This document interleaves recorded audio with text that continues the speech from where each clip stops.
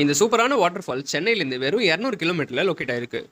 Google மேப்பில் ஸ்ரீ சித்தேஸ்வர சுவாமி gonna water falls அப்படின்னு போட்டாலே இந்த போர்டு பக்கத்தில் லொக்கேஷன் முடிஞ்சிடும்.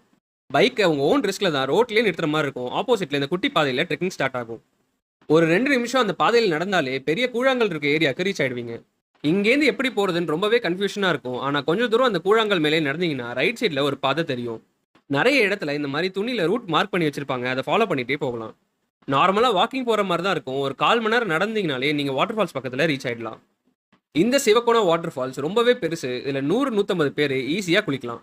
இந்த வாட்டர் ஃபால்ஸ் சீசனல் தான். ஆனால் சம்மர் டைம்லையும் கீழே இருக்க பாண்டில் நீங்கள் குளிச்சு என்ஜாய் பண்ணலாம். ஆந்திராவில் இருக்க எந்த வாட்டர் ஃபால்ஸ் போனாலும் சரி, அது பக்கத்துலேயே அழகான ஒரு சிவலிங்கமோ இல்லை சிவன் கோயிலோ இருக்கும். இங்கே இருக்க சிவன், பார்வதி, விநாயகர், முருகருக்கு உங்கள் கையாலேயே நீங்கள் பூஜை பண்ணலாம். இந்த சிவக்கோணா ஃபால்ஸ் என்னதான் அழகாக பெருசாக இருந்தாலும் ரிஸ்க் ரொம்பவே இருக்குது. இந்த வாட்டர் ஃபால்ஸ் சுமார் 150 அடி ஆழம்னு சொல்கிறாங்க. கீழே நிறைய ஷார்ப்பான பாறைகள் இருக்கிறதுனால டைவ் அடிக்காமல் இருக்கிறதும் ரொம்பவே நல்லது. நீங்கள் எந்த இடத்துக்கு போனாலும் நீங்களோ இல்லை மற்றவங்களோ அந்த இடத்துக்கு திரும்ப வர்றது உங்கள் கையில் தான் இருக்குன்றதை ஞாபகம் வச்சுக்கோங்க.